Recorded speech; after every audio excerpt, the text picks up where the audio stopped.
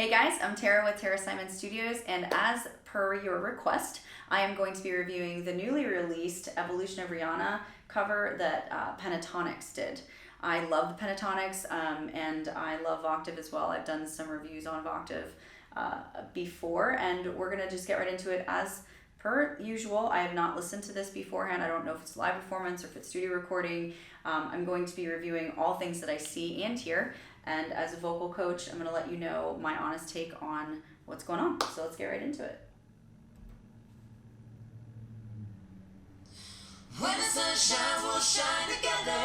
Told you I'll be here forever. Said I'll always be your friend. You can stand under my umbrella. Ella.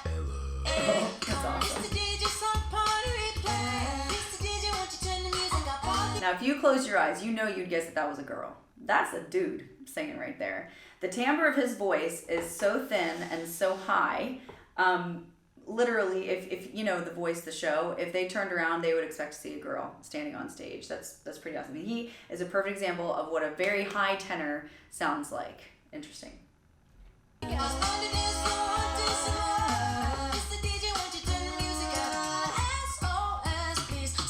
So it switched to the female singer, and there's very little difference actually in the timbre of his voice, the previous singer's voice, and hers, just to show you the similarity there. I mean, that's pretty crazy.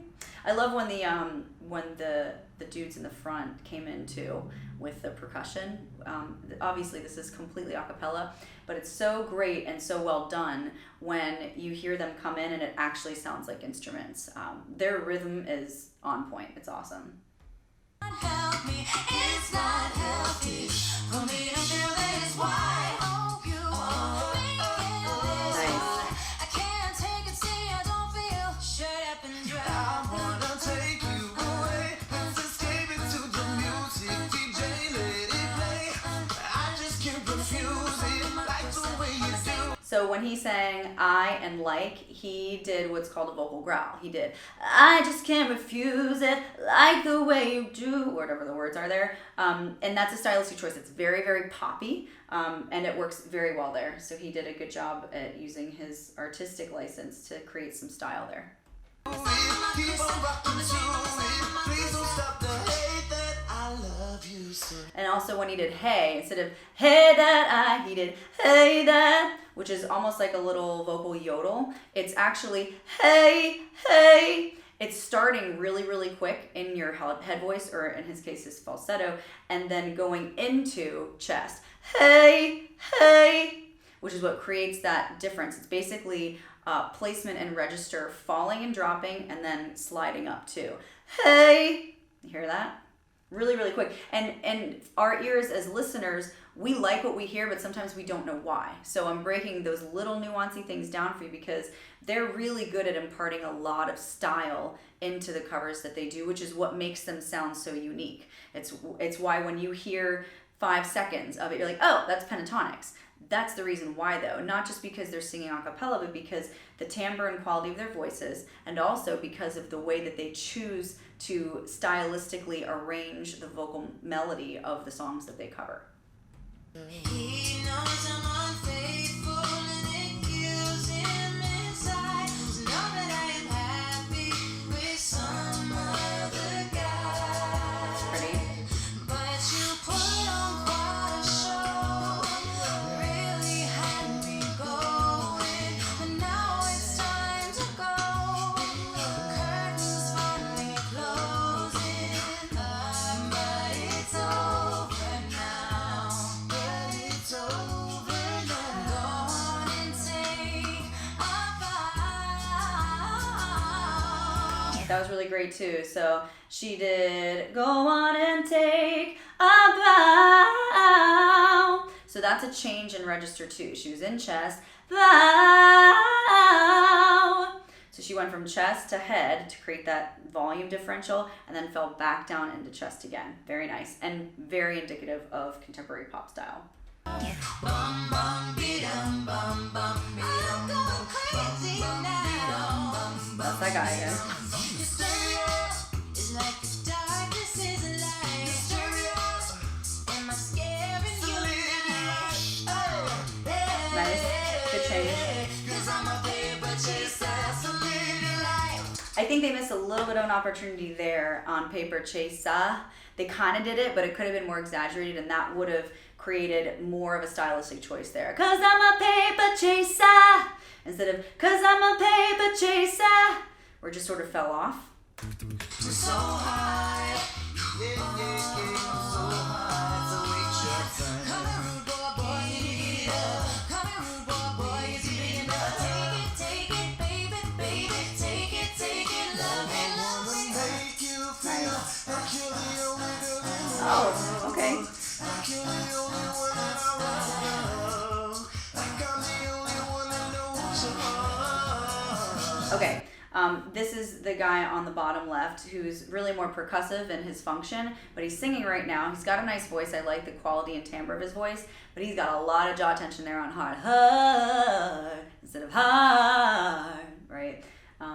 He needs to drop that a little bit more. And he's sitting, which is, he's at a disadvantage. You really want to be, he's not even sitting up. He's sort of like this. When you're sitting, like the people in the back, they're sitting upright and their back's against a wall, which is really good. It reminds them to keep their shoulders back. When you sit like this and you sing, everything is concave. You're not getting the right breath. You're not able to support. Your abs are relaxed. It's really hard to tense up your abs in this position. And I can tell from his shoulders being rounded forward that that's the place that he's in right now. And so because of that lack of support and the lack of good breath, his jaw is taking over control instead of his abs, and that's why he's going hard. Just even the posture in itself lends itself to want to do that. So hard would have been better. Na na na na na, come on, I like it, come on. That guy with the hoodie on is crazy good with his beats. What's my name? What's my name? I like the dissonance there in the harmonies. Just gonna stand there and watch me burn. That's alright because I love the way you lie. In my California, keep it. We're 1,000 miles apart. There's a little bit of thin vowels there. We're 1,000 miles apart instead of we're 1,000 miles apart. It's easier to riff when your vowels are more open. You see how he kind of did that a little bit when he did his run. Again, this is very stylistic. This is pop, and a lot of times in pop, it's almost cool to sing with poor technique because it sounds a little raspy and it sounds like you got to do things, to make it come out right, and that looks cool and it sounds cool. But as far as what it costs you and the work that you have to undergo in order to get the sound out, it's more. So I would have preferred him sing we're instead of we're and then 1,000 miles apart instead of apart. That was more chinny. It still sounded good. There's more than one way to skin the cat here, but as a vocal coach, I would tell him if you were in a session with me, just drop it a little bit. I don't want you to sound sterile. I still want you to sound stylized, but there's a way to kind of meet in the middle. Friends with the monsters under my bed. You know with the voices inside of my head. Take care of you. Nice. I loved and I lost. I loved and I lost. Perfect placement there. He went from this chest voice that he was in. It is high, but he was in chest voice there, to lost, which is chest head. I've loved and I've lost. Very good. Ooh, nice sound effect there. Okay, so when they go, you the one, that's totally singing on the diphthong, one, going up, but that's okay because this is sort of like a reggae feel that they're giving to this right now. And in order to get the sound to squash, you need to close your jaw, and the word is one. So you wouldn't go one, you go one, right? And that's what they did. This is, again, a stylistic choice. If you were singing Broadway, or if you were singing Disney, or if you were singing classical, God forbid you do it in classical, that would be like excommunication right off the bat. But this is different. The climate of the song and the style that they're trying to impart is totally different. So it's okay. But just know that if you were to go and sing this as a soloist, or if you were, if this were a higher note for you, going to that diphthong takes away space. And when you take away space, you're taking away the accuracy of pitch to be guaranteed, and you're also taking away the ease of getting the note out. Because just like a hose that has running water coming out of it, when you kink that hose, there's a lot of pressure on one end because there's just not a lot of room or space for that air, for that water to come out. And in this case, the water is the air. So if we go one, the air is then coming really out of your nose instead of one, which is coming out of your mouth. Now, I like the way that sounds. So again, I'm not saying they shouldn't have done it, but just an FYI, kids, when you try this at home, make sure you know when you're doing the N that it does impart a certain stylistic element to it, but you're sacrificing ease of sound because you're closing off the space. Let's see.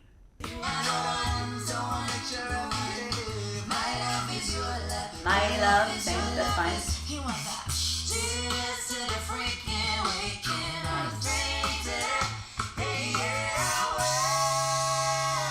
Love her placement on that wah. That was great.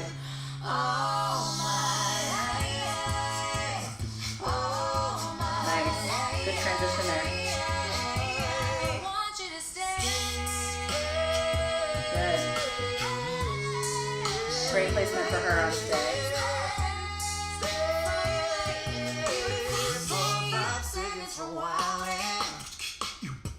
That guy though.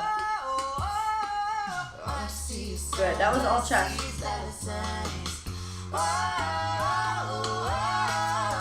Mad props for her on the whoa. That's a far drop, and it was really nicely pitched. That was good. This is what you came for. I love those. That's great. And everybody's watching her. I'm way too good for good. You take my love, I just don't understand it. That was good. There's so many songs.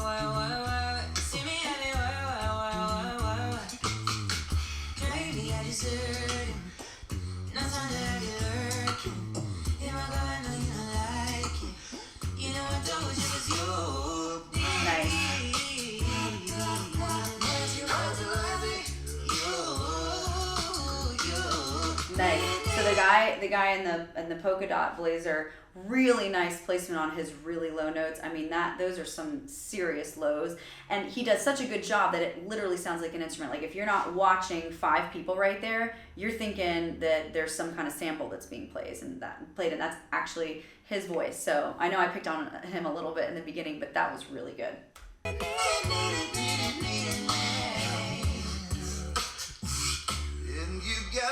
Let it go. What you want from me? Nice. Love the song, by the way. Great. Hear that vocal fry in his voice. It's great.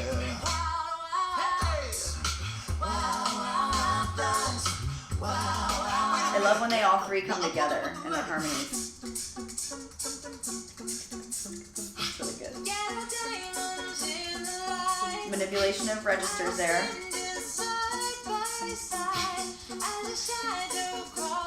Shadow, just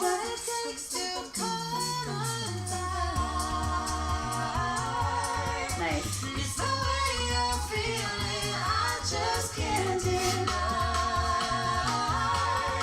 Nice. Amping up the intensity, changing the kind of percussion. Nice. I love this guy, man. He's so good. Bass line's really good on this.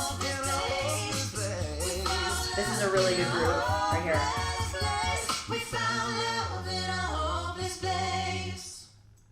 Oh, love it. Thank you for watching our evolution of Okay, and they're talking now. I love how they ended in unison, which is great. I mean, that's it. That's sort of like when you're playing, for you musicians out there, when you're playing a 5-1 chord, you know, and you go from the 5 and you resolve on the 1. It's like, ah, right? They've done all of 7 minutes and 5 seconds of harmonies, and then they end with this beautiful resolution of unity, and in unison ended together, and that was really, really nice. What a cool mashup too of so many of her songs, right? I see what they called it, Evolution of Rihanna. It's gotten a lot of views. I think that this is a very strategically chosen group, right? Like, think about all the members in the group. You have that female who can go high, I'm sure, and then you've got that male who's that really high tenor who can kind of almost mirror her, but he adds, it's still that male quality within that sort of high tenor / female voice. And then you've got this sort of raspy guy in the middle who lends, like, he could totally do rock or alternative or punk. I don't know what other ones they've covered in that genre, but he would definitely be all over that. And then you've got the guy in the polka dotted, spotted blazer or whatever, who's so insanely low, right? And he's got that really nice R&B tone, that very rich, kind of slower vibrato when he sings. He's got a little bit of, again, jaw tension and things like that, and it could be just because of the way he's sitting. And man, that guy in the hoodie, though, with his beats are crazy. They all cohesively blend together to make such a full sound for 5 people. It's kind of amazing. So a couple little things to say, but really all in all, this is very contemporary. And when you're talking about stylistic choices within contemporary music, it's sort of become an anything goes. And my job as a coach, when very contemporary singers like this come into my studio, is to marry good vocal technique with that extreme style that everybody wants to hear and sound like when they sing. And there is a marriage. They are not mutually exclusive. They can coexist. And I think for the most part, they did a really good job of proving that. So I really enjoyed reviewing the Pentatonix. Thank you so much for such a good suggestion. And keep them coming, because I'm happy to accommodate. Your wish is my command.